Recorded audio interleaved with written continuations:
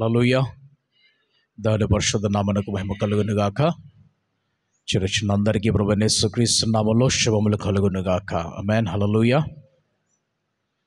పరిశుద్ధాత్మని గురించినటువంటి ధ్యానములు మనం ముందుకు కొనసాగిద్దాము. పరిశుద్ధాత్ముడు ఆయన దేవుడై ఉన్నాడనియు, ఆయన కేవలం ఒక శక్తి కాదు, ఆయన ఒక వ్యక్తి అయి ఉన్నాడని,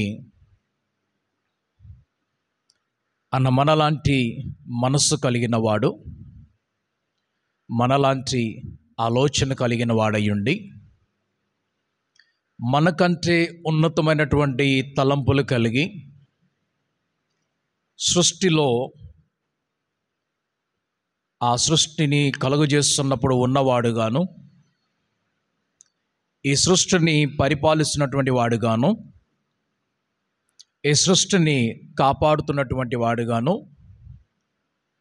మనకంటే ఉన్నతమైనటువంటి జ్ఞానము కలిగి పరిశుద్ధ దేవుడుగా ఉన్నటువంటి ఆ దేవుడు ఆత్మ రూపములో భూలోకంలో మనుష్యులమైన మన దగ్గరకు వచ్చాడు అనే మాట మనం తెలుసుకోవాలి. దేవుడు మనుష్యునిగా క్రీస్తు యేసులో భూమి మీదకి వచ్చాడు. ఆ దేవుడు తరువాత ఆత్మలో మన దగ్గరికి వచ్చాడు. ఒకటి శరీరంలో మానవునిగా క్రీస్తు యేసు అనే పేరుతోటి వచ్చాడు. రెండు, ఆత్మలో పరిశుద్ధాత్మ అనే పేరుతోటి వచ్చాడు. మూడు, తండ్రిగా పరలోకంలో ఉన్నాడు. మూడు, తండ్రిగా పరలోకంలో ఉన్నాడు. క్రీస్తు యేసు శరీరములో భూమి మీదకి వచ్చాడు. ఆయన మనుషులతో పాటు కలిసి జీవించాడు. ఆయన శ్రమపడ్డాడు, సిలువైపడ్డాడు, మరణించాడు, పునరుద్ధానుడయ్యాడు, పరలోకంలోకి వెళ్ళి తండ్రి కుడి పార్శ్వమున కూర్చొని ఉన్నాడు. ఆయన పని ముగించుకొని ఆయన తండ్రి కుడి పార్శ్వమున కూర్చుంటే, ఆయన ఆరంభించి క్రీస్తు యేసు ఆరంభించి క్రొత్త జీవితము కొరకు పునాది వేసి శిష్యుల చేతిలో పరిచర్యను అప్పగించి ఆయన పరలోకమునకు వెళ్ళేటప్పుడు, నేను ఎలాగైతే మీకు తోడుగున్నానో అలాగే మీతో పాటు ఉండటానికి పరిశుద్ధాత్మ దేవుణ్ణి మీ దగ్గర నేను పంపిస్తానని చెప్పి ఆయనను పంపిస్తే, తండ్రి దగ్గర నుంచి కుమారుడు వచ్చాడు. నేను నా తండ్రి వద్ద నుండి వచ్చాను, ఆయన నన్ను పంపించాడు, ఆయన ఒక పని చేయడానికి నన్ను పంపించాడు. ఆ పని సమాప్తమవుతున్నప్పుడు శిలువ మీద క్రీస్తు యేసు పలికినటువంటి మాట సమాప్తమైనది. ఇప్పుడు నా పని అయిపోయినది, ఇక మీదట పరిశుద్ధాత్ముడు వచ్చి ఆయన పనిని చేస్తాడు. ఆయన పనిని చేసేటప్పుడు క్రీస్తు యేసు భూలోకమును శరీరంలో విడిచిపెట్టేసి ఆయన పరలోకంలో తండ్రి కుడి పార్శ్వమున కూర్చుంటాడు.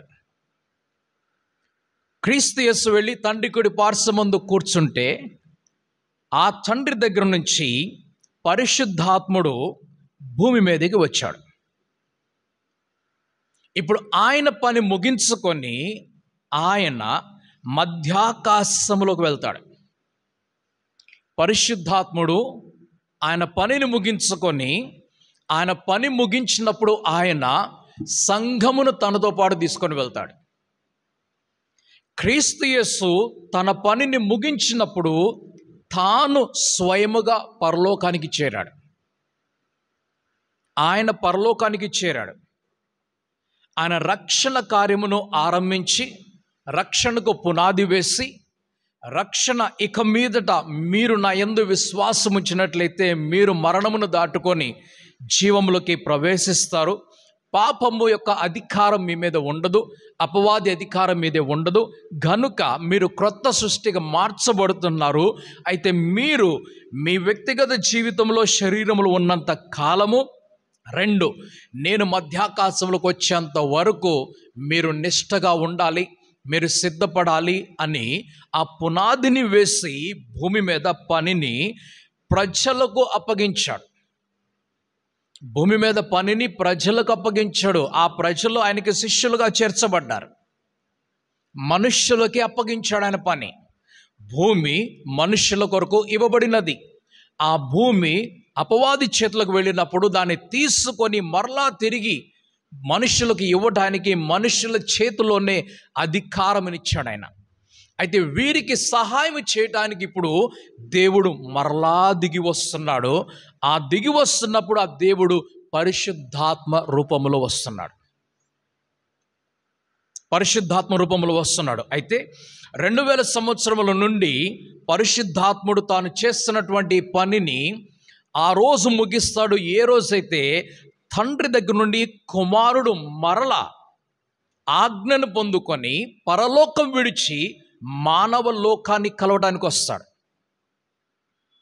తండ్రి దగ్గర నుంచి మరల క్రీస్తు యేసు ఆజ్ఞ పొందుకొని పరలోకము విడిచిపెట్టేసి దూతల లోకము, దైవ లోకం విడిచిపెట్టి మానవ లోకాన్ని కలవడానికి వస్తున్నప్పుడు, మానవ లోకాన్ని కలవడానికి ఆయన వచ్చేటప్పుడు ఇక మీదట రెండవసారి భూమి మీదకి రాకుండా ఆయన సగము దారి మధ్యాకాశంలోకి వస్తే పరిశుద్ధాత్ముడు ఈ సిద్ధపడినటువంటి సంఘము అనగా మనలను తీసుకొని మధ్యాకాశంలోకి వెళ్తాడు.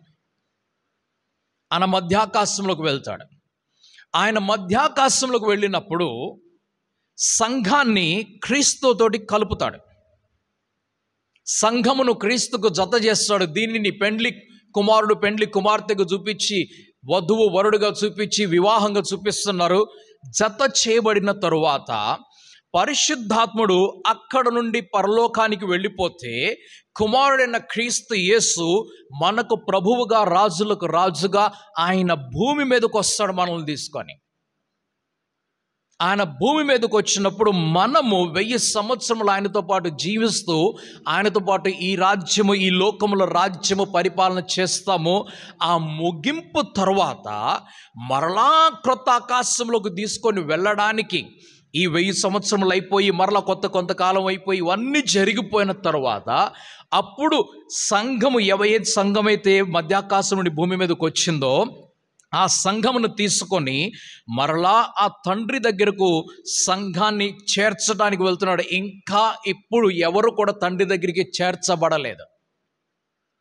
తండ్రి దగ్గర చేర్చబడలేదు. ఎవరు కూడా తండ్రి దగ్గరికి వెళ్ళటం లేదు. ఆ తండ్రి దగ్గరికి వెళ్ళాలి అంటే ఇంకా యుగాలు దాటి వెళ్ళాలి, ఇంకా యుగాలు దాటి వెళ్ళిపోవాలి. అందుకు ఈ జీవితం సరిపోదు, 1000 సంవత్సరాల జీవితం సరిపోదు. రానున్నటువంటి మరొక యుగము కూడా ఆ తండ్రిని, దేవుని తెలుసుకోవడానికి సరిపోదు. అందుకు యోహాను ఆ యొక్క దర్శనాన్ని చూచినప్పుడు, పరలోకానికి వెళ్ళినప్పుడు ఆయన అక్కడ ఉన్నటువంటి క్రీస్తును చూచాడు, ఆ దేవుని సింహాసనం చూచాడు. సింహాసనం నుండి వస్తున్నటువంటి కిరణములను, తరంగములను చూశాడు. ఆయన ఆ వెలుగును చూశాడు, కానీ ఆ తండ్రి అయిన దేవుని ముఖాన్ని చూడలేదంటే ఈ లోకము, ఈ యుగము, జీవితము, మరొక జీవితం కూడా సరిపోదు. ఎప్పుడు మనం దేవుని చూస్తామంటే ఎప్పుడైతే నిత్య జీవంలోకి వెళ్తామో అప్పుడే చూస్తాం. అప్పుడు పనులు ఉన్నాయి. ఇంకా భూమి మీద చాలా పనులు ఉన్నాయి. ఈ భూమి మీద జరుగుతున్నటువంటి పనులలో క్రీస్తు యేసు ఆయన రక్షణ కొరకు మన దగ్గరకు వచ్చి మన కొరకు ఆయన శ్రమపడి, సిలువైబడి, సమాధి చేయబడి, మరలా తిరిగి సమాధి నుండి బయటకు వచ్చి ఆయన తండ్రి కుడి పార్శ్వమున ఇప్పుడు కూర్చొని మన కొరకు విజ్ఞాపన చేస్తూ ఉన్నాడు.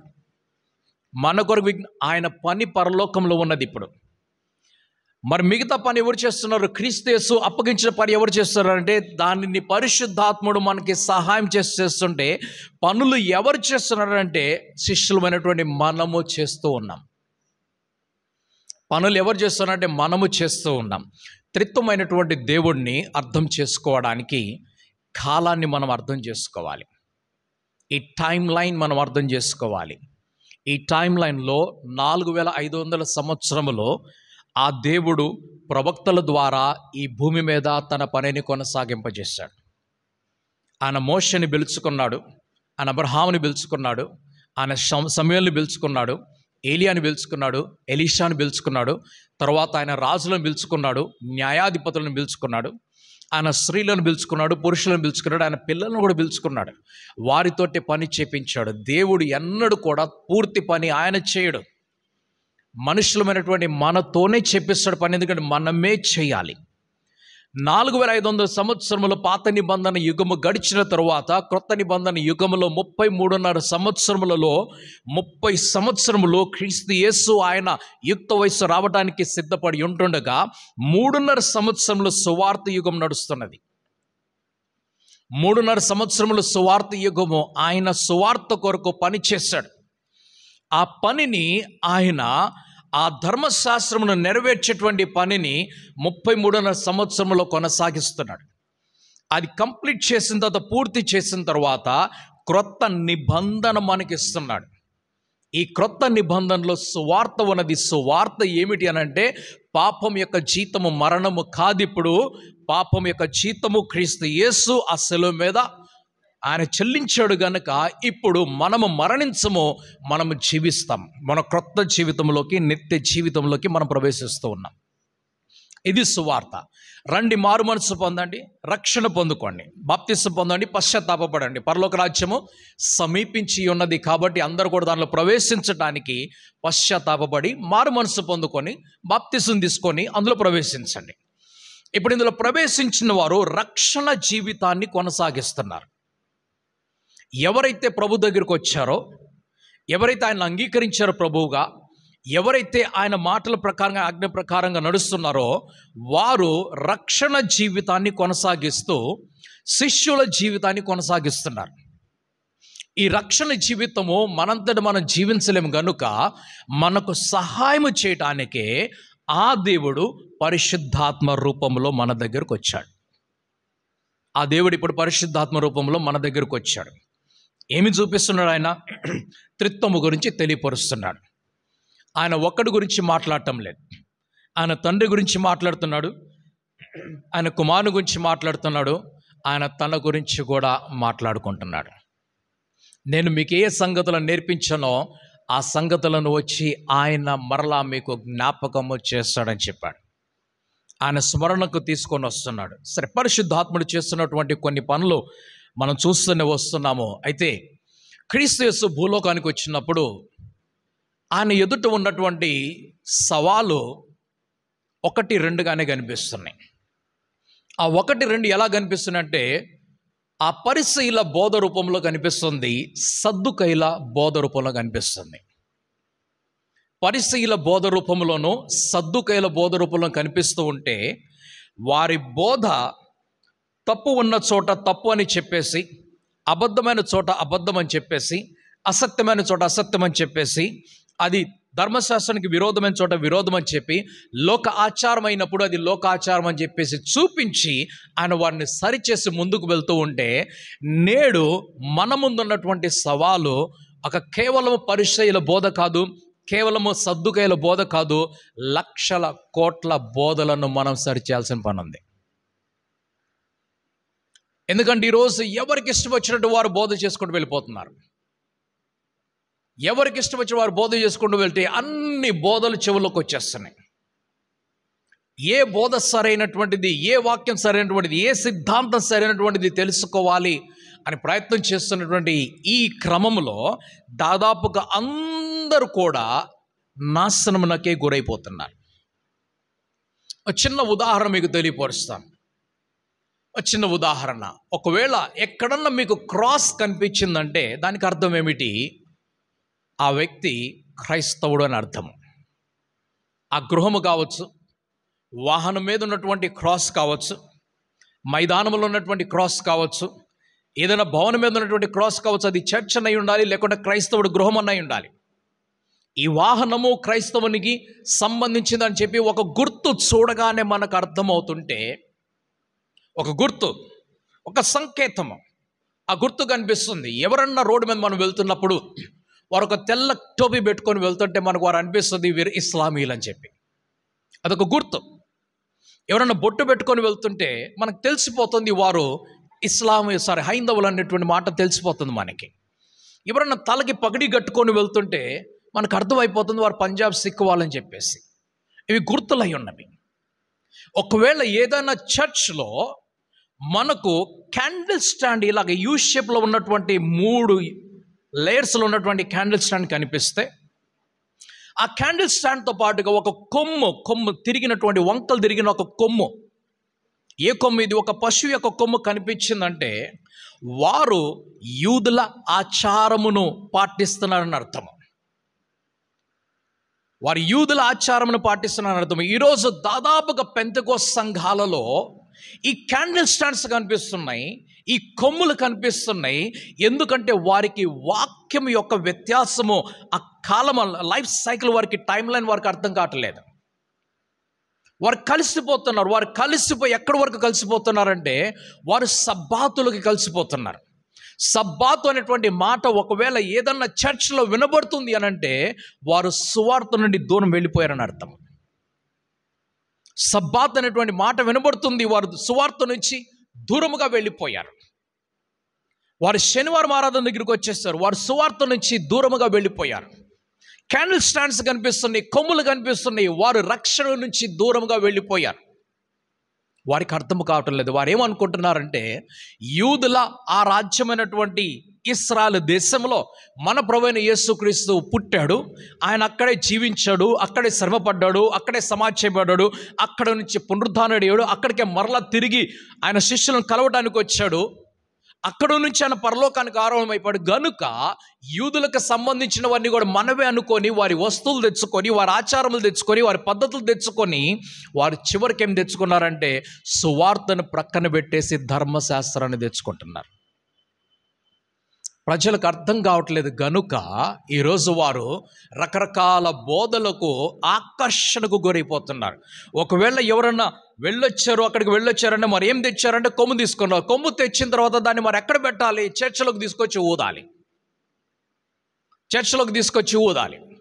ఓకే, జనరల్గా ఒక మాట మీకు అర్థం అవడానికి చెప్తున్న మాట ఇది. మన సంఘంలో కూడా, అన్ని సంఘాల్లో కూడా ప్రార్థన అయిపోతుంది. ముగింపు ప్రార్థన అయిన తర్వాత ఆశీర్వాదం ప్రార్థన నడుస్తుంది. ఆశీర్వాదం ఇవ్వటం జరుగుతుంది. ఆశీర్వాదం ఇచ్చేసిన తర్వాత మరొక చిన్న మాట ఏముంటుంది? నా ప్రాణమా యెహోవాను సన్నదించుము, నా అంతరంగంలో ఉన్న సమస్తమా యెహోవాను సన్నదించుము, ఆయన చేసిన ఉపకారములలో దేనిని మరొకను ఒక మాట దాన్ని కలుపుకుంటూ వస్తూ ఉన్నాం. దాంతోపాటు 3 సార్లు హల్లెలూయా అంటామో, 4 సార్లు హల్లెలూయా అంటామో, ఇవన్నీ కూడా చెప్పుకుంటూ వస్తున్నాం. అయితే కొందరు ఏం చేస్తారంటే ఈ ముగింపు ప్రార్థన అయిపోయిన తర్వాత పరలోక ప్రార్థన వస్తుంది. పరలోక ప్రార్థన అయిపోయిన తర్వాత ఈ యొక్క ఏమంటారు ఆశీర్వాద ప్రార్థన వస్తుంది. కొందరు దాని తర్వాత ఒక పాట పాడుతుంటే, కొందరు దానికి ముందు ఒక పాట పాడుతూ ఉంటారు. దేనికి ముందుగా? ముగింపు ప్రార్థన అయిపోగానే ఒక పాట పాడేసి, ఆ పాట అయిపోయిన తర్వాత పరలోక ప్రార్థన చేసి, పరలోక ప్రార్థన ఆశీర్వాదం చేసి, ఆ తర్వాత వెళ్ళిపోతూ ఉంటే ఈ కొమ్ము తీసుకొని వచ్చిన వాళ్ళు ఏం చేస్తారంటే చివరికి లాస్ట్లో కొమ్ము ఊదుతూ ఉంటారు. ఇప్పుడు కొమ్మాచారం అయిపోయింది. ఎక్కడే సంఘంలో చూస్తున్నా కూడా కొమ్ములు ఊతమేడస్ అయిపోయింది. ఏమిటనంటే ప్రవచనాత్మకమైన ధ్వని అంటున్నారు వాళ్ళు. ఏమి లేదు అందులో, ఇది కొమ్ము, ఏమి లేదు ఇందులో, ఇది కొమ్ము మాత్రమే. అలా అనుకున్నట్లయితే లాజరు సమాధి నేను కొనుక్కొని వచ్చేవాడిని. లాజరు సమాధి నేను కొనుక్కుంటే నాకేం జరిగేది? నేను చచ్చిపోతే మరలా బ్రతికేవాడిని. ఒకవేళ ఆ సమాధిలో ఏదన్నా ప్రత్యేకత ఉండదు అనుకున్నట్లయితే ఆ సమాధి మనం కొనుక్కోవచ్చు వెళ్ళిపోయి. అరమతయ్య యోసేపు, నాకు ఖచ్చితంగా ఇది అరమతయ్య యోసేపు ఆయన అంటాడు, నన్ను నేనే పాతి పెట్టబడాలి, ఎవరు పాతి పెట్టబడుకో ఇందులో, ఎందుకంటే ప్రభువు లేచాడు, నేను కూడా లెగుస్తాను. ఆ సమాధిలోకి ఆ పెట్టె నాయని గ్రామం నుంచి వెళ్తుంది కదా, ఆ పెట్టె, ఆ పాడె వెళ్తున్నప్పుడు ఆ పాడె నాకు కూడా కట్టాలి, ఎందుకు? నేను కూడా లేచి బయటకు వస్తాను. కొమ్ము మాత్రమే, ఇందులో ఏం ప్రవచనం లేదు. ఇది కొమ్ము మాత్రమే. మనము యూదయ ఆచారం వైపు వెళ్ళిపోతున్నాము. ఏమి జరుగుతుందంటే, మధ్యాకాశంలో పరిశుద్ధాత్ముడు మనల్ని తీసుకొని వెళ్ళినప్పుడు ఈ భూమి మీద, ఆ యెరూషలేములో, ఆ యూదయ దేశంలో ఆ ఆలయము, కూలగొట్టబడినటువంటి ఆలయము కట్టబడి 7 సంవత్సరముల వరకు ధర్మశాస్త్రము ఆరాధన నడుస్తూ ఉంటే, అందులో ధూపము వేస్తూ ఉంటారు యాజకులు, అక్కడ బలులు అర్పిస్తూ ఉంటారు. ఈ ప్రార్థనలు జరగవు. ఈ క్రొత్త నిబంధన అక్కడ ఉండదు. అప్పుడు అందరూ కూడా మరలా తిరిగి యెరూషలేము వెళ్ళిపోతారు. అందరూ వారి వారి చర్చిలను ఇప్పుడే యెరూషలేము మందిరంలాగా మార్చుకుంటున్నారు. తెలీదు వారికి. యెరూషలేము మందిరము వలె వారి చర్చలు మార్చుకోవటం మొదలుపెట్టారు. ఆకారాలని, ఆ రూపాలని, ఆ డిజైన్లు తీసుకురావటం, ఆ యొక్క డెకరేషన్ తయారు చేసుకోవటం మొదలు పెడుతున్నారు. యెరూషలేము మందిరం వలె భూమి మీద పరిశుద్ధాత్ముడు ఉండకుండా ఆయన మధ్యాకాశంలోకి వెళ్ళిపోతున్నాడు. ఎందుకంటే క్రీస్తు తండ్రి మహిమతోటి వస్తున్నాడు, ఆయన మహిమతోటి రావటం లేదు. ఆయన తండ్రి మహిమతోటి మధ్యాకాశంలోకి, పరలోకము నుండి దిగి వస్తున్నాడు. మానవ లోకాన్ని కలవటానికి, క్రీస్తు ప్రత్యేకింపబడినటువంటి సంఘాన్ని కలవటానికి ఆయన మధ్యాకాశంలోకి వస్తున్నప్పుడు పరిశుద్ధాత్ముడు సంఘాన్ని తీసుకొని, ప్రత్యేకింపబడిన ఈ సంఘాన్ని తీసుకొని మధ్యాకాశంలోకి వెళ్ళినప్పుడు ఆ పూర్వం ఉన్నటువంటి ఆరాధన ఉన్నది కదా, 7 సంవత్సరముల ఆరాధన జరగాలి. అది జరగాలి. ధర్మశాస్త్రము మరలా స్థాపించబడాలి. కానీ ధర్మశాస్త్ర ప్రకారముగా ఎవరికి రక్షణ ఉండదు. ధర్మశాస్త్ర ప్రకారముగా ఎవరికి కూడా రక్షణ ఉండదు. ఆ ధర్మశాస్త్రము నెరవేర్చబడుతున్నటువంటి సమయంలో 3.5 సంవత్సరం భూమి మీద శాంతి సమాధానం ఉంటే, 3.5 సంవత్సరము యెరూషలేము అన్యజనుల పాదముల క్రింద త్రొక్కబడడానికి అప్పగించబడి ఉంటే, యెరూషలేములో ఉన్న వారందరూ కూడా అటు ఇటు పారిపోయి ఆ కొండల సందులో అలాగ వెళ్ళిపోయి అక్కడ దాక్కొని ఇక్కడ దాక్కొని ఉంటారు. 3.5 సంవత్సరంలో వారు దిగంబరులుగా ఉంటారు, ఆహారం లేకుండా ఉంటారు, కారాగారములో ఉంటారు. ఆ వాక్యము గురించే మాట్లాడుతున్నాడు.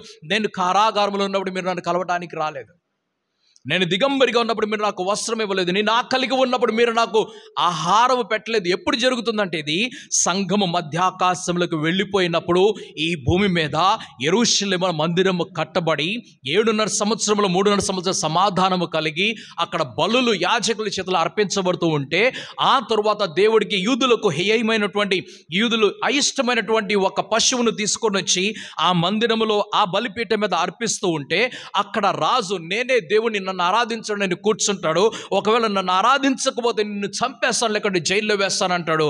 ఆ సమయంలో వారు పారిపోవటం మొదలు పెడుతూ ఉంటారు. అప్పుడు మిద్దెల మీద ఉన్న వాళ్ళు అక్కడే ఉండండి, అక్కడ ఉన్నవారు అక్కడే ఉండండి, ఎవరి ఇంటి దగ్గర ఏమి తీసుకోవడానికి రావద్దు, ఎక్కడ ఉన్నారు అక్కడి నుంచి పారిపోమని చెప్తూ ఉన్నాడు. ఆ ప్రవచన లేఖము ఆ రోజు నెరవేర్చబడుతున్నది.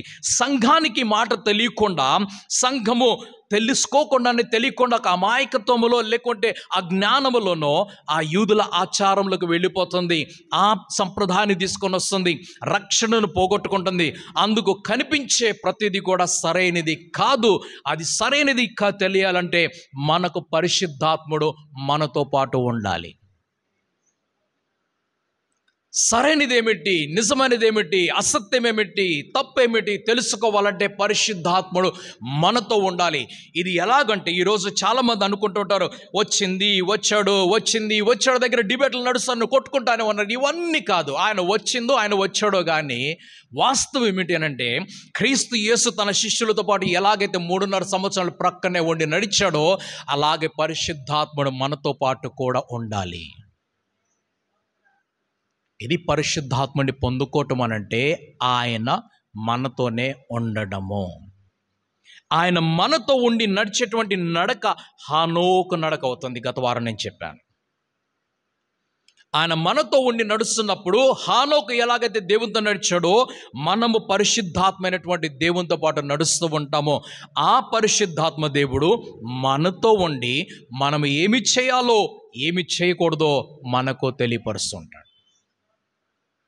అది తెలియపరచాలి. మనం తెలుసుకోవాలంటే మనం ఆయన ఒక శక్తి రూపంలో చూడకూడదు, ఆయన ఒక బలము రూపంలో చూడకూడదు, ఆయనను ఒక జ్ఞానము రూపంలో మనం చూడకుండా ఆయనను దేవుని రూపంలో, ఆయనను ప్రత్యక్షముగా మనం చూస్తూ ఉన్నప్పుడు మనకు ఆయన కలుగు చేసేటువంటి ప్రత్యక్షతలు భిన్నమైనటువంటివి. ఇవి తెలియవు సంఘానికి ఈరోజు. అందుకు సంఘం ముందు ఈరోజు చాలా సవాళ్ళు ఉన్నాయి. నాకు ఒక్కొక్కసారి అనిపిస్తూ ఉంటుంది, ఇన్ని బోధలు ఉన్నటువంటి ఈ ప్రపంచంలో నిజమైనటువంటి బోధ ముందుకు వెళ్ళాలంటే ఇది సాధ్యమా అనిపిస్తూ ఉంటుంది. ఒక్కొక్కసారి ఇది సాధ్యమా అనిపిస్తూ ఉంటుంది. ఎందుకంటే ఈరోజు కెమెరా అనేటువంటి ఒక సాధనము, ఈ కెమెరా అనేటువంటి సాధనము అసత్యాన్ని, చెడుని, తప్పిదాన్ని చాలా తీవ్రంగా చూపిస్తూ ఉంటుంది, చాలా వేగంగా దూరం తీసుకొని వెళ్తూ ఉంటుంది. ఇదే కెమెరా సత్యాన్ని కొంచెం స్లోగా వెనకాల తీసుకొని వెళ్తుంటుంది. అందుకు ఈరోజు అవివేకముతో కూడినటువంటి బోధలు, అజ్ఞానంతో కూడినటువంటి బోధలు, అసత్యముతో కూడినటువంటి బోధలు నడుస్తూ ఉంటే ఈరోజు చెప్పవలసినటువంటి అవసరం ఉన్నది, పరిశుద్ధాత్ముని కేవలము ఆత్మరూపంలో కాకుండా ఆయనని దేవుని రూపంలో మనలో మనం చూడాలి.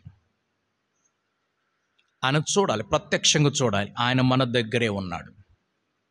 భయం, చిన్న ఉదాహరణ అర్థం చేసుకోవడానికి, మనం ఇంట్లో ఉన్నప్పుడు మన పిల్లలు తప్పులు చేయరు. మన ఇంట్లో ఉన్నప్పుడు, వాళ్ళతో పాటు ఉన్నప్పుడు, వాళ్ళతో పాటు రోడ్డు మీద నడుస్తున్నప్పుడు కూడా, వాళ్ళతో పాటు ఎక్కడికైనా వెళ్తున్నా, యాత్రలో వెళ్తున్నా కూడా తప్పులు చేయరు.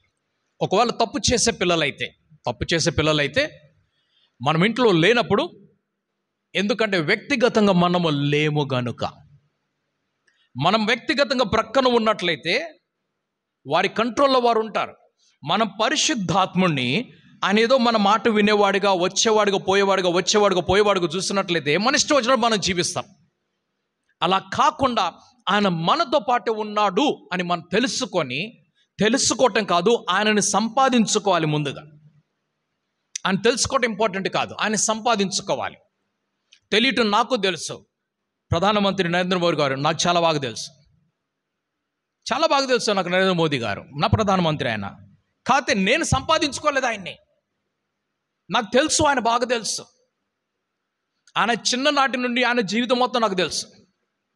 ఆయన యొక్క చెరువులు వెళ్తున్నప్పుడు మొసలతోటి ఎలాగ ఆటలాడాడో నాకు తెలుసు. ఆయన జంగల్లో ఉన్నప్పుడు ఎలాగున్నాడో నాకు తెలుసు. ఆయన యవన కాలంలో ఎలాగున్నాడో నాకు తెలుసు. ఆయన ఆర్ఎస్ఎస్కి ఆ యొక్క సువార్థికుడిగా ఉన్నప్పుడు, ఆ యొక్క ఇవాంజలిస్ట్గా ఉన్నప్పుడు ఆయన ఎలాగున్నాడో నాకు తెలుసు. ఆయన గుజరాత్లో ముఖ్యమంత్రిగా ఉన్నప్పుడు నేను అక్కడ ఒక సంవత్సరాలు ఉన్నాను, నాకు తెలుసు. కానీ ఆయన నేను సంపాదించుకోలేదు. ఆయన నేను సంపాదించుకోవాలంటే ఆయనతో నాకు ఒక సంబంధం కలిగి ఉండాలి. ఆయనతో ఒక సంబంధం కలిగి ఆయన నాతోటి స్నేహం చేయటానికి ఇష్టము చూపి ఆయన నన్ను తనకు సమానముగా అంగీకరించినట్లయితే, నన్ను ఇష్టపడినట్లయితే ఆయనతో పాటు నేను కలిసి నడుస్తూ ఉంటాను. అప్పుడు నేను ఆయన్ని సంపాదించుకున్నట్లు అవుతుంది. మనం దేవుణ్ణి తెలుసుకోవటం వేరు. పరిశుద్ధ గ్రంథం నుండి దేవుణ్ణి తెలుసుకుంటున్నాం. నేను ప్రధానమంత్రిని తెలుసుకున్నట్లుగా మనమందరం కలిసి పరిశుద్ధ లేఖనాల నుండి తెలుసుకుంటున్నాం. కానీ మనం ఆయనను సంపాదించుకోవాలి, ఆయనను మనం సొంతం చేసుకోవాలి. ఆ పరిశుద్ధాత్మ దేవుణ్ణి మనము సొంతము చేసుకుంటే ఆయనే మనలో ఉండి పనులను చేస్తూ ఉంటాడు. ఆయన మనలో ఉంటాడు. పరిశుద్ధాత్మని పొందుకోవటము ప్రాముఖ్యం. పరిశుద్ధాత్మ ఇది, పరిశుద్ధాత్మ అది డిబేట్ ప్రాముఖ్యం కాదు. పరిశుద్ధాత్మ ఇది చేస్తాడు, అది చేస్తాడు, ఇది డిబేట్ కాదు. ఆయనను గ్రహించినట్లయితే ఆయన గురించి నీవు చక్కగా మాట్లాడతావు. ఆయనను గ్రహించకపోతే ఆయన గురించి నువ్వు విన్న మాటలు మాట్లాడతావు, నువ్వు చదివిన మాటలు మాట్లాడతావు, నువ్వు చూచిన మాటలు మాట్లాడతావు. కానీ నువ్వు తెలుసుకున్న మాటలు మాత్రం మాట్లాడవు. ఎందుకంటే ఆయనను ఇంకా పొందుకోలేదు. నేటి లోకము ఆయన పేరు మీద అనేక పనులు చేస్తున్నది. నేటి లోకము ఆయన పేరు మీద అనేక పనులు రాస్తున్నది. గత వారం నేను చెప్పాను, ఇది దేవుని పని కాదు. అనేక పనులు ఆయన పేరు మీద మనం రాసేస్తూ ఉంటాం. కానీ ఆయన పేరు మీద రాయటం కాదు, ఆయనను మన దగ్గరికి తెచ్చుకోవటం ప్రధానమైనది. ఆయన మనం పొందుకొనుట ప్రధానమైనది. అందుకు మీరు పరిశుద్ధాత్మని పొందుకున్నప్పుడు అని ఒక మాట రాశారు. మీరు పరిశుద్ధాత్మని పొందుకున్నప్పుడు మీరు శక్తి పొందుకుంటారంటే, ఈ శక్తి గురించి రకరకాల బోధలు నడుస్తూ ఉంటాయి. ఆ శక్తి, ఈ శక్తి అంటూ ఉంటారు. ఇవన్నీ కాదండి. కొంచెం పరిశుద్ధ లేఖనాలు మనం సరిగ్గా చదువుకుందాం. ఆ సరిగ్గా చదివినప్పుడు మనం ముందుకు కొనసాగవచ్చు, సరిగ్గా మనం ముందుకు వెళ్ళవచ్చు. గలతీ పత్రిక 5వ అధ్యాయములో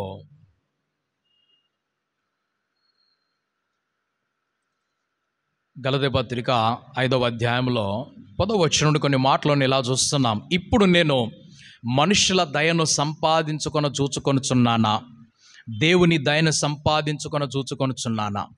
నేను మనుషులను సంతోషపెట్టగోరుచున్నానా? నేనెన్నటికీ మనుషులను సంతోషపెట్టువాడనైతే క్రీస్తు దాసుడను కాకపోవదను. సహోదరులారా, నేను ప్రకటించిన సువార్త మనుష్యుని యోచన ప్రకారమైనది కాదని మీకు తెలియ చెప్పుచున్నాను. అపోస్తలుడైన పౌలు గలతీ సంఘానికి రాస్తున్నటువంటి మాటలు ఇవి. 5వ అధ్యాయం 11వ వచనంలో చూస్తున్నాం. సహోదరులారా, నేను ప్రకటించినటువంటి సువార్త మనుష్యుని యోచన ప్రకారమైనది కాదని మీకు తెలియజెప్పుచున్నాను.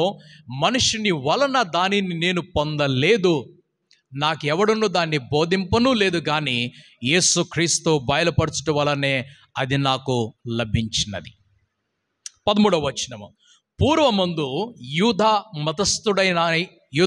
మతస్థుడనై ఉన్నప్పుడు నేను దేవుని సంఘమును అపరిమితముగా హింసించి నాశనము చేయుచు నా పితరుల పారంపర్యాచారమందు విశేషాసక్తి గలవాడనై నా స్వజాతీయులలో నా సమాన వయస్కులైన అనేకుల కంటే యూదుల మతములో ఆధిక్యత నొందితినని నా నడవని గూర్చి మీరు వింటిరి. ఈయన తన గురించి రాసుకున్నాడు. అపోస్తలుడైన పౌలు రాసుకుంటున్నాడు, నా సమాన వయస్కులైనటువంటి వారిలో యూదా మతంలో ఉన్నటువంటి వారందరిలోగా ఎక్కువగా ప్రఖ్యాతి చెందినవాడు ఎవరు, లేకుంటే ఆధిక్యత పొందినాడు ఎవరంటే అది నేనే అని చెప్తున్నాడు. అయినను తల్లి గర్భమునందు పడినది మొదలుకొని నన్ను ప్రత్యేకపరిచి తన కృపచేత నన్ను పిలిచిన దేవుడు నేను అన్య జనులలో తన కుమారుని ప్రకటింపవలెనని ఆయనను నా యందు బయలుపరచబడు అనుగ్రహించినప్పుడు మనుష్య మాత్రులతో నేను సంప్రదింపలేదు. నాకంటే ముందుగా అపోస్తలులైన వారి యొద్దకు యెరూషలేమునకు నేను వెళ్ళను లేదు, కానీ వెంటనే అరేబియా దేశంలో వెళ్ళి పిమ్మట దమస్కు పట్టణంలో తిరిగి వచ్చేదని ఇది అని గురించి తాను రాసుకుంటున్నటువంటి మాటలు. ఓకే, అటుపైన 3 సంవత్సరములు లాస్ట్కి వెళ్ళిపోదాం మనం. క్రీస్తు నందున్నటువంటి యూదయ సంఘముల వారికి నా ముఖ పరిచయము లేకుండాను, కానీ మునుపు మనలను హింస పెట్టిన వాడును తన పూర్వబంధు పాడి చేతు వచ్చిన మతమును ప్రకటించుచున్నాడను సంగతి మాత్రమే విని వారు నన్ను బట్టి దేవుని మహిమ పరిచరు. 5వ అధ్యాయం కాదు, ఇది 1వ అధ్యాయం మనం చూస్తున్నాము. గలతీ పత్రిక 1వ అధ్యాయం నుంచి మనం చూసినటువంటి మాటలు ఇవి. తన గురించి తాను రాసుకుంటున్నటువంటి మాటలు ఇవి. నేను 5వ అధ్యాయంలో ఆత్మఫలం దగ్గర తీసుకొని వెళ్ళాలని ముందుకు దాన్ని చెప్పాను. 1వ అధ్యాయంలో మనం చూసినటువంటి మాటలలో ఆయన గలతీ సంఘానికి రాసినటువంటి మాట, ఒకప్పుడు నేను యూదయ మతము కలిగిన వాడనై ఉన్నాను. అయితే ఇప్పుడు ఏమి చెప్పాలనుకుంటున్నాడు ఆయన? నేను యూదయ అనేటువంటి మతమును పూర్తిగా విడిచిపెట్టాను అంటున్నాడు ఆయన. నేను యూదయ అనేటువంటి మతమును పట్టుకొని నడవటం లేదు, ఇప్పుడు నేను పూర్తిగా విడిచిపెట్టాను. ఎందుకంటే అప్పుడు నాకు తెలియదు కనుక నేను సంఘమును హింసించుకుంటూ వస్తున్నాను. నేను క్రీస్తుకు విరోధముగా వెళ్ళాను. కానీ ఇప్పుడు నాకు తెలియపరచబడినది గనుక నేను ఇప్పుడు యూదుడను, కానీ యూదయ మతస్థుడను మాత్రము కాదు. ఈరోజు క్రైస్తవ సంఘము ఆ యొక్క ఏమంటారు, ఆ మతము నుండి ఈ మతము నుండి, ఈ మతము నుండి ఆ మతం నుండి, ఏ మతం నుండి వస్తూ ఉంటుంది. వచ్చిన తర్వాత వారు 99.9999% వారి పూర్వ మతాన్ని పట్టుకొనే నడుస్తూ ఉంటారు. దాన్ని వదిలిపెట్టరు. వారు హైందవులు కొన్నట్లయితే ఆ హైందవ ఆచారాలను పట్టుకొనే ఉంటారు. వారు ఇస్లామీలు కొన్నట్టు ఇస్లామీల ఆచారాలను పట్టుకొనే ఉంటారు. వారు యూదులు కొన్నట్లయితే యూద ఆచారాలను పట్టుకొనే నడుస్తూ ఉంటారు. పేరుకి మాత్రము క్రీస్తు కనిపిస్తూ ఉంటాడు. అందులో పేరుకు మాత్రం క్రీస్తు కనిపిస్తుంటాడు. ఫలం లేదు ఆ జీవితంలో, సారము లేదు ఆ జీవితంలో. ఎందుకనంటే మతముని ఇంకా పట్టుకొనే నడుస్తూ ఉన్నారు. అపోస్తలుడైనటువంటి పౌలు ఆయన పూర్తిగా భిన్నమైనటువంటి మాటను చెప్తాను. నాకెవరు బోధించలేదు అంటున్నాడు ఆయన. నాకెవరు బోధించలేదు వీటిని, నాకు క్రీస్తు స్వయంగా ప్రత్యక్షపరిచాడు కనుక నాకు వీటిని తెలియపరిచింది మనుషులు కాదు, నాకు దేవుడే తెలియపరిచాడు అని ఆయన ఇక్కడ రాస్తూ ఉన్నాడు. ఇదే కొన్ని మాటలు మనం కొరింథీయులకు రాయబడినటువంటి మొదటి పత్రికలు వెళ్ళి 12వ అధ్యాయంలో చూసినట్లయితే దాన్ని 4వ వచనం నుండి, కృపావరములు నానా విధములుగా ఉన్నవి కానీ ఆత్మ ఒక్కడే, మరియు పరిచర్యలు నానా విధములుగా ఉన్నవి కానీ ప్రభువు ఒకడే, నానా విధములైనటువంటి కార్యములు గలవు కానీ అందరిలోని అన్నిటినీ జరిగించువాడు దేవుడు ఒక్కడే. అయినను అందరి ప్రయోజనము కొరకు ప్రతి వానికి ఆత్మ ప్రత్యక్షత అనుగ్రహింపబడుచున్నది. ఎలయనగా ఒకనికి ఆత్మ మూలముగా బుద్ధి వాక్యమును, ఈ బుద్ధి వాక్యము అనగానే నీకింకా బుద్ధి రాలేదా అని అడుగుతాం. నీకింకా బుద్ధి రాలేదా అని అడుగుతాం. అంటే జీవితాన్ని సరిచేసుకున్నటువంటి వాక్యము బుద్ధి వాక్యమైనది.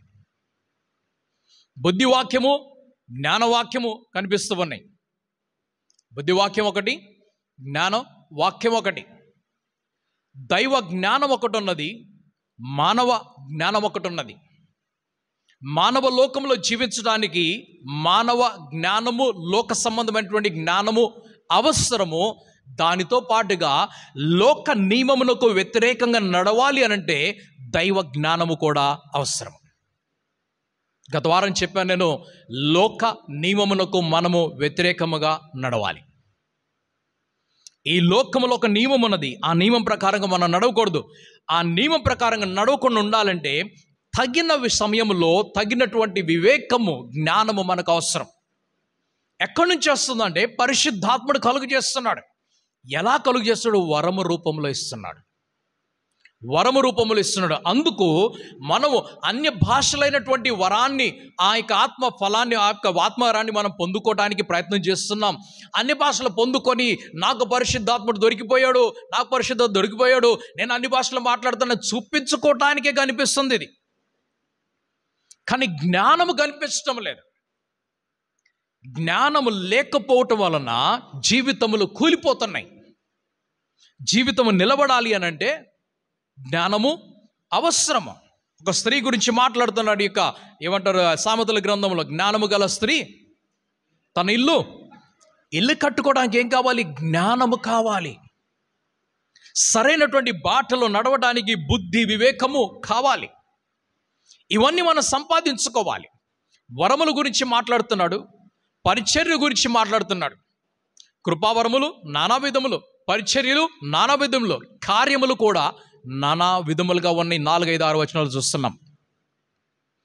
అందరి ప్రయోజనము కొరకు ఆత్మ తాను స్వయముగా కలుగు చేస్తున్నాడు. ఒకనికి ఆత్మ మూలంగా బుద్ధి వాక్యమును, మరొకనికి ఆత్మను అనుసరించినటువంటి జ్ఞాన వాక్యమును కూడా ఇస్తున్నాడు. మరి ఒకనికి ఆత్మ వల్లనే విశ్వాసమును, మరి ఒకనికి ఆత్మ వల్లనే స్వస్థపరచు వరము ఇస్తున్నాడు.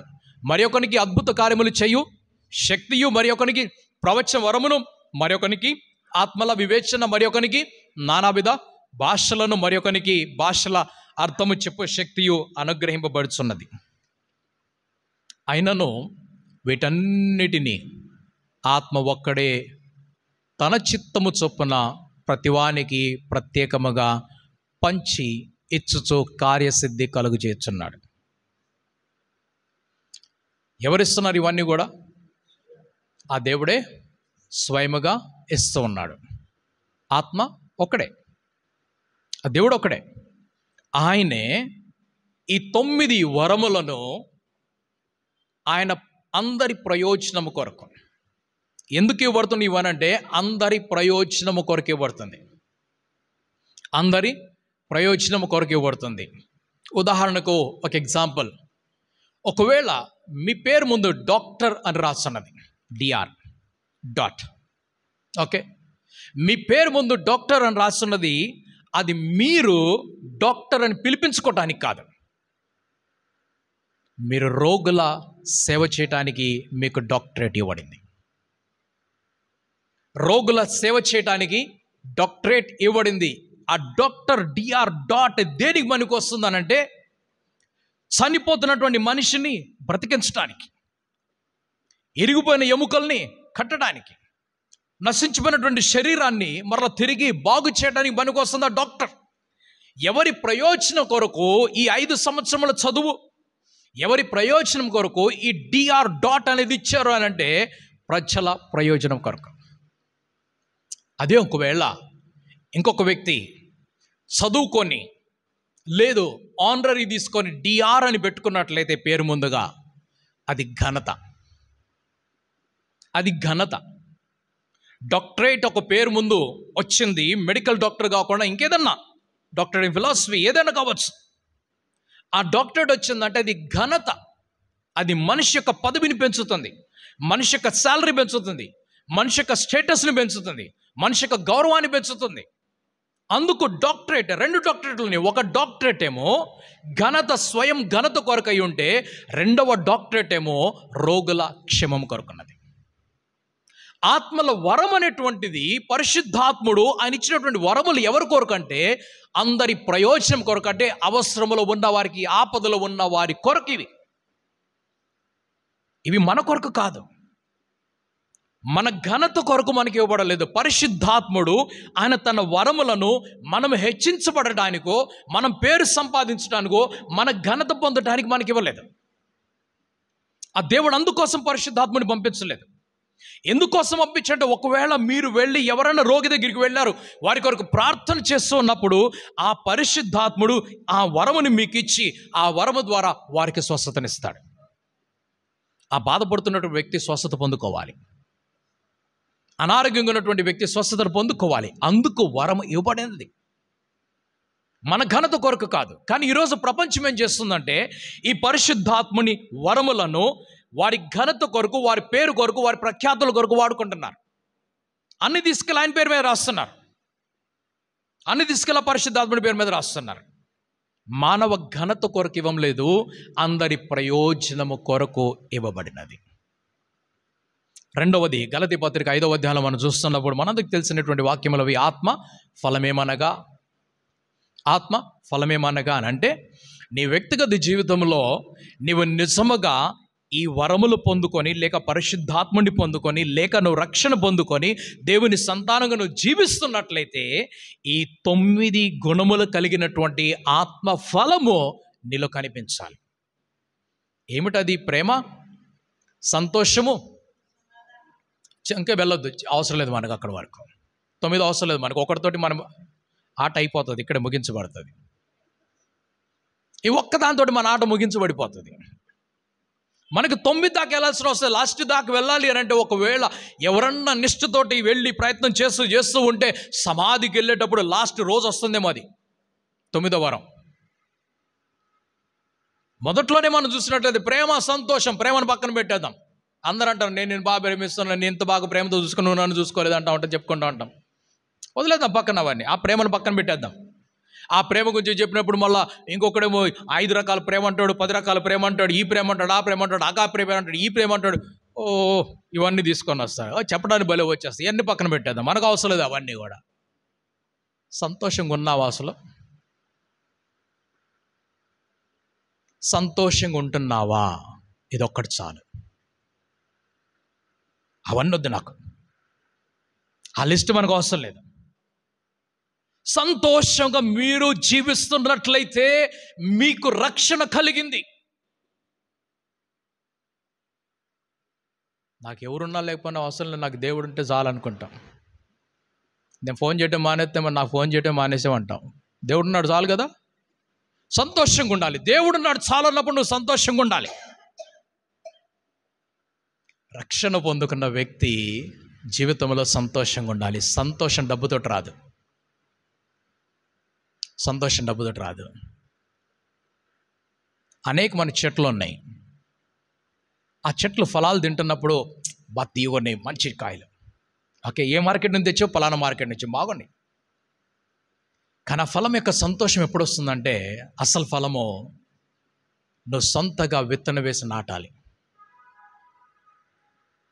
నువ్వు సొంతగా విత్తనం వేసి నాటి, అది మొక్కగొచ్చి, అది చెట్టుకు మార్చబడి, దానికి పూత పూసి అది కాయగాసి అది పండుగ మార్చబడిన తర్వాత దాన్ని నువ్వు తిని 10 మందికి పంచిపెట్టావంటే అది నిజమైన ఫలం. ఈ ఆనందానికి చాలా భిన్నం ఉన్నది. నువ్వు మార్కెట్ నుంచి కొనుక్కున్నటువంటి పండు తిని నువ్వు క్షణాల్లో మర్చిపోతున్నావు. నీ సొంత తోటలో ఉన్నటువంటి పండు తిని నువ్వు జీవితకాలం మర్చిపో. పరిశుద్ధాత్ముడు ఏమంటున్నాడంటే ఫలము ఫలించంటున్నాడు. ఫలం ఫలించాలి. నువ్వు సంతోషంగా ఉండు చాలు. నువ్వు సంతోషంగా ఉండు. మిగతా విషయాల తర్వాత ఎప్పుడన్నా వెళ్దాం. ఈరోజు వద్దు, మనకి టైం కూడా అయిపోయింది. అసలు అవసరం కూడా లేదు. ఆత్మఫలం ఏమనగా సండే స్కూల్ పిల్లలకు నేర్పిస్తారు. ప్రేమ, సంతోషం, సమాధానం, ధైర్యం, వెళ్ళిపోతారు. ఆశా నిగ్రహం. సమాధికి వెళ్ళేటప్పుడు కూడా ప్రభువా ఇంకొక 10 రోజులు ఇవ్వరాదు. ఎక్కడ ఆశా నిగ్రహం? సమాధికి వెళ్తున్నామని తెలుసు, ఇంకా ఆశా నిగ్రహము. నేను వెళ్ళిపోయే టైం వస్తుంది, కొంచెం కోడి మాంసం వండి పెట్టరా బాగుంటుంది, ఇస్సాకులాగా అడుగుతాం. ఆశా నిగ్రహం అంటే ఆశలు చంపుకోవడం అని అంటలేదు నేను. అంటే మనిషి ఆశ ఎన్నడు కూడా అవసరము తీర్చబడి ఆశలు ఎన్నడు కూడా తీర్చబడవు. అవసరతలు తీర్చబడతాయి, ఆశలు తీర్చబడవు. ఆశలు పెరిగిపోతూ ఉంటాయి.